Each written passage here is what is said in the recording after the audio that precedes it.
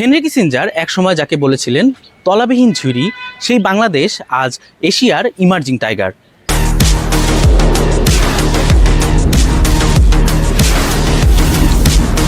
গত 50 বছরে আমাদের পরিচয় ছিল স্বল্পোন্নত দেশ বা এলডিসি, কিন্তু 2026 সালের 24 নভেম্বর এই তারিখটি বাংলাদেশের ইতিহাসের এক বড় পরিবর্তনের দিন হতে যাচ্ছে। ওই দিন আমরা আনুষ্ঠানিকভাবে স্বল্পোন্নত দেশ বা দরিদ্র দেশের তকমা থেকে বেরিয়ে উন্নতশীল দেশের কাতারে গিয়ে দাঁড়াবো। শুনে বেশ গর্ব হচ্ছে, তাই না? কিন্তু মুদ্রার উল্টা পাশটা কি আমরা জানি? অর্থনীতিবিদরা বলছেন এই উত্তরণ আমাদের জন্য উভয় সংকট বা ডাবল সাইডেড সোর্ড হতে পারে। একদিকে আন্তর্জাতিক সম্মান, অন্যদিকে বিশাল অর্থনৈতিক সুযোগ সুবিধা হারানোর ভয়। আজকের ভিডিওতে আমরা বিশ্লেষণ করব এলডিসি কি বাংলাদেশের জন্য আশীর্বাদ নাকি নতুন এক অর্থনীতির ফাঁদ। সবার আগে আমাদের জানা দরকার এলডিসি বা লিস্ট ডেভেলপমেন্ট কান্ট্রি কি। সহজ ভাষায় এটি জাতিসংঘের একটি তালিকা যেখানে স্বল্পোন্নত ও আর্থসামাজিকভাবে পিছিয়ে পড়ে থাকা দেশগুলোকে রাখা হয়। 1971 সালে এই ক্যাটাগরি তৈরি করা হয় যাতে পিছিয়ে পড়া দেশগুলোকে টেনে তোলা যায়।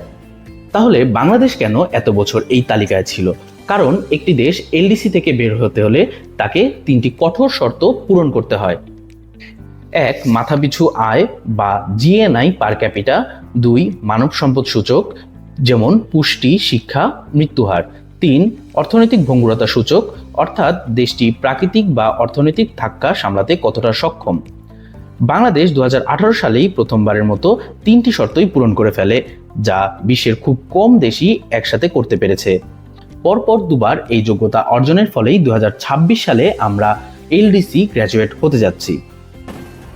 এতদিন এলডিসি থাকার ফলে আমরা বিশ্ববাজারে যে বিশাল সুবিধা বা প্রিভিলেজ পেতাম সেগুলো আর থাকছে না। এলডিসি গ্র্যাজুয়েশন হলে মূলত আমরা 3টি জায়গায় ধাক্কা খাবো।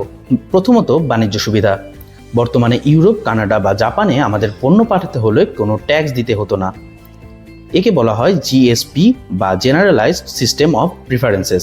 2026-এর পর আমাদের পণ্যে 8 থেকে 12% পর্যন্ত শুল্ক বসাতে পারে। ভাবুন তো তখন ভিয়েতনামের সাথে পাল্লা দেওয়া কতটা কঠিন হবে। দ্বিতীয়ত, ট্রিপস এগ্রিমেন্ট। মেধাস্বত্ব আইনের ছাড় থাকায় আমরা ডায়াবেটিক্স বা ক্যান্সারের মতো দামি ওষুধগুলোর কপি বা জেনারিক ভার্সন খুব সস্তায় দেশেই বানাতে পারি। এই সুবিধা উঠে গেলে ওষুধের কাঁচামাল আমদানিতে খরচ বাড়বে। তৃতীয়ত, সহজ শর্তে ঋণ। এতদিন আমরা বিশ্ব ব্যাংক বা জাইকা থেকে নামমাত্র সুদে ঋণ পেতাম। এখন উন্নয়নশীল দেশ হিসেবে বেশি সুদে ঋণ নিতে হবে, যা আমাদের অর্থনীতির উপর চাপ ফেলবে। এতক্ষণ যা শুনলেন তাতে মনে হতে পারে এলডিসি থেকে বের হওয়ার দরকারটা কি? এতদিন যা সুযোগ সুবিধা পাচ্ছিলাম তাতেই তো আমরা ভালো আছি। বিষয়টি তেমন নয়। গ্র্যাজুয়েশন মূলত একটি দেশের জন্য বড় একটি ব্র্যান্ডিং। এলডিসি গ্র্যাজুয়েশন হলে আমরা যেসব সুবিধা পেতে পারি তা হলো দেশের ভাবমূর্তি ও মর্যাদা বৃদ্ধি। বাংলাদেশ আর সাহায্য নির্ভর দেশ নয়, বরং একটি বিনিয়োগ নির্ভর দেশ হিসেবে পরিচিত হবে।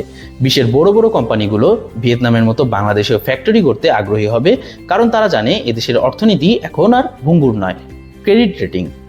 আন্তর্জাতিক ক্রেডিট রেটিং এজেন্সিগুলো বাংলাদেশকে তখন কম ঝুঁকিপূর্ণ দেশ হিসেবে মার্ক করবে। এতে সরকার এবং প্রাইভেট কোম্পানিগুলো আন্তর্জাতিক বাজার থেকে বন্ড ছেড়ে টাকা সংগ্রহ করতে পারবে। তৃতীয়ত, মানসিক শক্তি। নিজের পায়ে দাঁড়ানোর আত্মবিশ্বাস। এখন আমরা কারোর দয়ার উপর নির্ভরশীল নই। এটি আমাদের জিডিপির গ্রোথকে আরো ত্বরান্বিত করবে। জাতিগতভাবে আমাদের আত্মমর্যাদা বৃদ্ধি পাবে। এখন প্রশ্ন হলো, এসব বড় বড় অর্থনৈতিক টার্ম আমার আপনার মতো সাধারণ মানুষের জীবনে কি প্রভাব ফেলবে? সরাসরি বললে মিশ্র প্রভাব। নেতিবাচক দিক হলো ওষুধের দাম কিছুটা বাড়তে পারে। আন্তর্জাতিক ঋণের সুদ বাড়লে সরকারের খরচ বাড়বে, যার চাপ ভ্যাট বা ট্যাক্স হিসেবে জনগণের উপর আসতে পারে। তবে ইতিবাচক দিক হলো বিদেশি বিনিয়োগ বাড়লে দেশে নতুন নতুন এবং উন্নত মানের চাকরির সুযোগ তৈরি হবে। সস্তা শ্রমের দেশ থেকে আমরা দক্ষ শ্রমের দেশে পরিণত হব, যা দীর্ঘমেয়াদে আমাদের বেতন বা আয় বাড়াতে সাহায্য করবে। এলডিসি গ্র্যাজুয়েশনের মানে অনেকটা বাবা মায়ের থেকে পকেট মানি পাওয়া বন্ধ হয়ে যাওয়া, যাতে সন্তান নিজেই আত্মনির্ভরশীল হতে পারে। 2026 সাল আসতে বেশি দেরি নেই। এই চ্যালেঞ্জ মোকাবেলায় এখনই আমাদের পাক্ষিক বাণিজ্য চুক্তি বা এফটিএ করতে হবে, রপ্তানি পণ্যে বৈচিত্র্য আনতে হবে এবং দক্ষ জনগণ শক্তি গড়ে তুলতে হবে। সরকার ও নীতি নির্ধারকরা যদি সঠিক পরিকল্পনা নিয়ে আগাতে পারেন, তবে এই উত্তরণ হবে বাংলাদেশের ইতিহাসের সবচেয়ে বড় মাইলফলক। আর যদি প্রস্তুতির অভাবে আমরা পিছিয়ে পড়ি, তবে মধ্যমায়ের ফাঁদে পড়ার ঝুঁকিও উড়িয়ে দেওয়া যায় না। আপনার কি মনে হয়, বাংলাদেশ কি এই চ্যালেঞ্জ নিতে প্রস্তুত?